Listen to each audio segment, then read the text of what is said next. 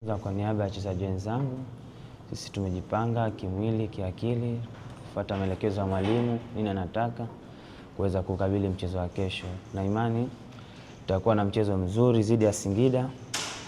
Tutafanya vizuri na kuweza kupata pointi 3 kwa uwezo wa Mungu inshallah. Sawa, karibuni kwa maswali. Nejo, performance ambayo mmekuwa nayo msimu huu imekuwa ikiulizwa maswali mengi sana. Wewe umekuwa miongoni mwa wachezaji walimu kwenye timu. Pengine mnapozungumza captain na wachezaji waliokuwepo, ni kipi ambacho mnakijadili zaidi kwa kipindi hiki ambacho mashabiki ni kama wapo nusu kuhusiana na performance yenu? Performance nzuri inapokuja kwanza inatengenezwa na mwalimu. Pia na wachezaji si wenyewe kwa tayari.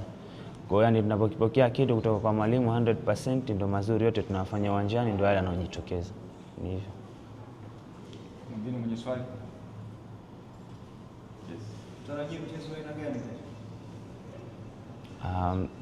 Mpira ni mchezo ambao unakupa muonekano tofauti. Kwa hiyo sisi binafsi natarajia ni kuona nyie mtaona mchezo mzuri tutakaocheza zidi ya Singida. Lakini pia inategemea na mchezo utakuwa vipi. Kwa sababu hatujui sasa mpinzani wetu anakuja vipi. Lakini kwa upande wetu sisi mtarajia kuona tu mchezo mzuri.